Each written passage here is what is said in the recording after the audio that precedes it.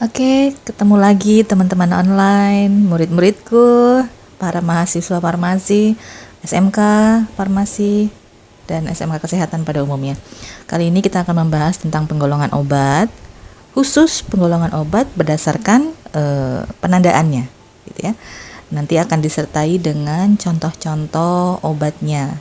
Nanti akan saya zoom sedikit supaya kita lebih mengenal tentang obat yang kita miliki. Mungkin saja kita sempat ke apotik, ke puskesmas, ke rumah sakit ya.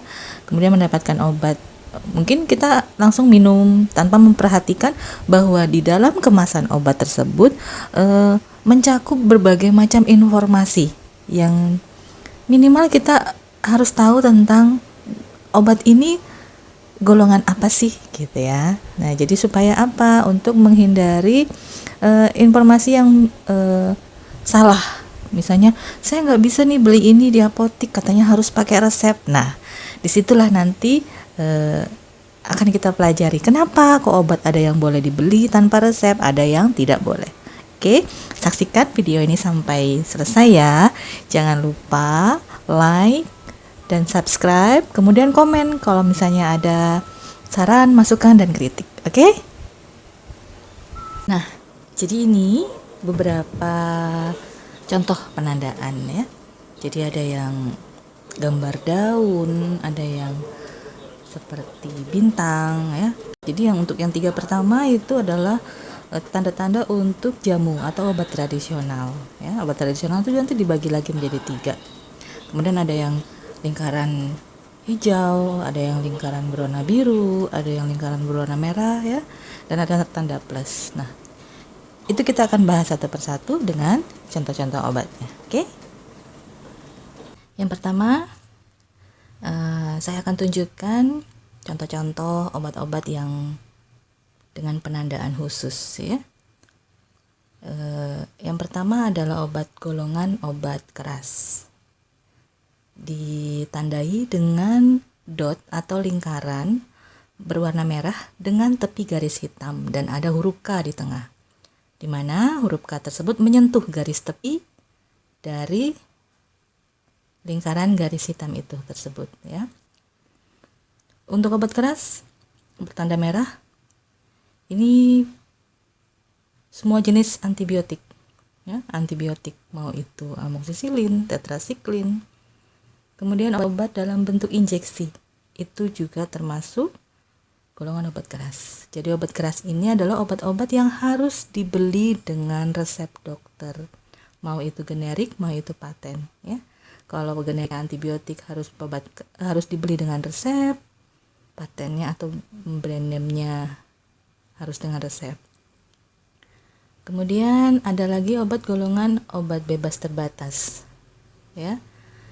Contohnya ini mucohexin ditandai dengan lingkaran garis tepi hitam berwarna biru. Nanti akan saya tunjukkan yang lainnya. Selanjutnya adalah golongan obat bebas paracetamol, lingkaran garis tepi hitam berwarna hijau di tengahnya. Kemudian ada lagi golongan berikutnya adalah golongan narkotika. Ya, golongan narkotika ditandai dengan lingkaran berwarna garis tepi merah dan ada tanda plus di situ. Oke. Contoh obat bebas dan bebas terbatas. Ya, ini lingkaran hijau. Jadi obat-obat bebas ini adalah obat yang dapat dibeli tanpa resep dokter. Dapat dibeli di apotik atau toko obat berizin. Gunanya adalah untuk mengatasi keluhan-keluhan ringan ya, yang sifatnya tidak spesifik, misalnya batuk, bersin-bersin, diare ya. Dan obat bebas ini relatif paling aman, boleh digunakan untuk menangani penyakit-penyakit dengan simptomatis atau dengan gejala ringan. Biasanya kita mengenal istilah swamedikasi ya, atau self medication. Jadi pengobatan dilakukan sendiri oleh penderita. Obat-obat bebas yang masuk dalam golongan obat bebas, maksud saya ini digunakan pengobatan secara ilmiah atau secara modern dan tidak terbukti memiliki resiko yang berbahaya ya, tidak memiliki resiko yang mengkhawatirkan ya. Contohnya Oralit, kemudian painkiller ya, obat penghilang rasa nyeri, misalnya kayak paracetamol, obat-obat penurun panas ya. Contohnya ibuprofen atau acetosal, golongan-golongan vitamin. Golongan vitamin atau suplemen ya. Jadi vitamin atau suplemen itu adalah salah satu produk farmasi yang paling banyak diiklankan ya, karena termasuk golongan obat bebas.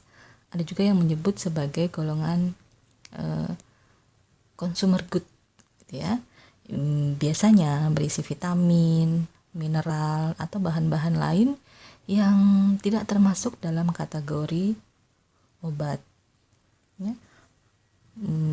Contohnya vitamin B6, kombinasi B6, B1, B12 ya, fungsinya untuk mengatasi kekurangan vitamin dan sejumlah kondisi-kondisi lain. Oke. Ini adalah golongan obat bebas terbatas atau juga disebut sebagai daftar W ya. Asal kata warswing artinya peringatan atau waspada. Jadi dia adalah obat-obat keras yang dapat dibeli tanpa resep dokter, namun penggunaannya harus memperhatikan informasi obat pada kemasan. Ya, ditandai dengan adanya tanda peringatan. P1 sampai P6 ya, yang lingkaran maksud saya kotak warna hitam kecil. Jadi penjualannya pun hanya dibatasi dapat dibeli di apotik ataupun toko obat yang berizin. Jadi obat bebas ini atau obat bebas terbatas ini relatif aman jika selama penggunaannya digunakan sesuai dengan aturan pakai ya.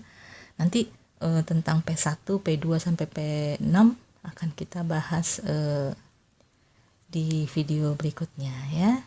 Jadi ada P1 obat keras, baca aturan pakai, P2 hanya untuk umur dan lain sebagainya ya. Nanti kita akan bahas. Jadi tanda perbedaannya adalah itu. Dengan obat bebas ada tanda peringatan. Untuk obat herbal terstandar di apotek saya itu contoh obatnya ini lelap ya. Seperti dalam video jelas terlihat ya. Jari-jari daun 3 pasang terletak di dalam lingkaran. Oke. Setelah tadi obat herbal standar ya, obat tradisional yang lainnya adalah jamu. Jamu memiliki logo berupa ranting daun terletak di dalam lingkaran. Sama letaknya ya, di sebelah kiri atas seperti tadi obat herbal standar. Terus ada tulisannya jamu ya. Kemudian contoh lainnya seperti ini, Woods ya. Jadi kalau untuk contoh jamu di toko obat ataupun di apotek banyak jenisnya. Kemudian untuk penandaan golongan obat fitofarmaka.